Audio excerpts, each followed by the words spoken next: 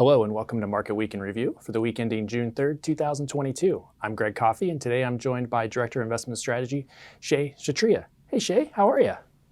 I'm good. How are you, Greg? Doing well. Well, there's a few things I think our listeners would be interested in getting your insights for this week. One, the Bank of Canada raised interest rates, so definitely want to get your insights on that. We continued to have Eurozone inflation readings that were a bit on the high side. And then maybe let's start though with the PMI readings that came out from China and the US and what that might mean for future growth expectations.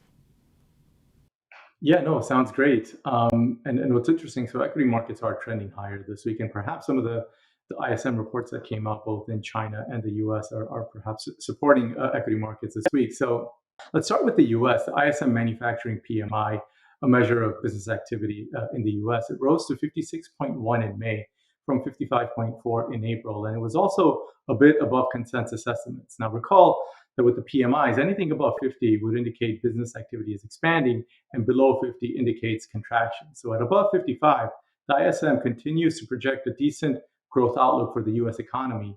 Now, we will get another read on the economy, on the US economy and the labor market this Friday with the payroll report. But as we are recording this late on Thursday, the initial jobless claims report for the week edged down to 200,000 from 211,000 and continues to suggest a pretty tight labor market in the US. Now, switching to China, which is in a very different position than the US, due to its zero COVID approach and restrictive lockdowns, the Chinese economy has been struggling. But there were some positive developments this week, starting with the NBS manufacturing PMI. It increased to 49.6 in May from 47.4 in April and suggests that the pace of contraction is easing. Now, policymakers have also announced several measures to boost the Chinese economy, such as tax rebates, subsidies to encourage consumption, and notably spending targeting infrastructure. In all, based on our research providers, the additional stimulus on top of what had already been announced amounts to about 1.5% of GDP. So at this point, the announced stimulus measures continue to be measured in scope, but policy is incrementally loosening to promote growth in China. Great. Well, thank you for those insights. Shifting gears maybe just a little bit, the Bank of Canada raised short-term interest rates by 50 basis points this week. What is the Bank of Canada's expectations for the path of future interest rates moving forward? Yeah, sure. It is interesting, that's for sure, in Canada. So as you indicated, the BOC raised its target rate by 50 basis points, so taking the overnight rate to 1.5%. The move was in line with expectations, but what attracted a lot of attention from the policy statement was a new line that indicated that the BOC was prepared to act more forcefully if needed to achieve its 2% inflation target. Now, moreover, Deputy Governor Boudreau also delivered a speech where he suggested that the policy rate may need to rise to the upper end or above the neutral range to balance supply and demand. So in other words, potentially raising the policy rate above 3% is now within its scope of outcomes. These were clearly hawkish signals from the BOC, leading some to interpret that a 75 basis point move at the next meeting is under consideration. Now, we believe that that would be an extremely aggressive amount to do in one shot, but the BOC is demonstrating its willingness to act. We believe that the less disruptive approach would be another 50 basis point move at its next policy meeting in July. What keeps us cautious regarding the future rate hikes is that the richly valued housing market is showing signs of meaningful deceleration.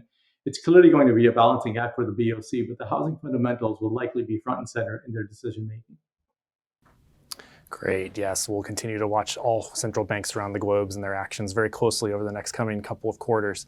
On the topic of raising rates and how that might relate to inflation, we had a reading from the Eurozone come out on inflation, and inflation continues to run probably a little bit hotter than expected. Can you give us your insights on what those Eurozone inflation readings look like and maybe the path moving forward?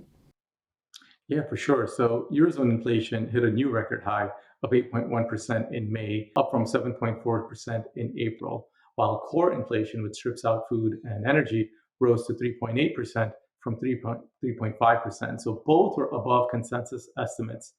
Energy prices, particularly natural gas in Europe, have been painfully high relative to history due to the war in Ukraine and contribute to the headline surge. However, core inflation is also picking up and reflects broadening inflation trends.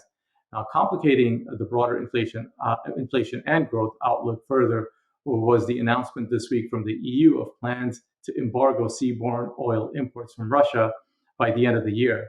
A notable exclusion was oil imports via pipelines, mostly to appease landlocked countries like Hungary, which heavily rely on Russia for its oil. But what's important to note is that the ban doesn't take effect overnight, and so that there is a bit of a time to adjust. But the path forward for Europe is clearly complicated by the war and its effects on inflation and growth. Well, that's all we have time for today. Shay, thank you very much for your insights. And to all of our listeners, thanks for watching and enjoy the weekend. Hi, I'm Eric Risteman, Chief Investment Strategist for Russell Investments. If you like what you saw in this video and want to see more like it, please subscribe to our YouTube channel.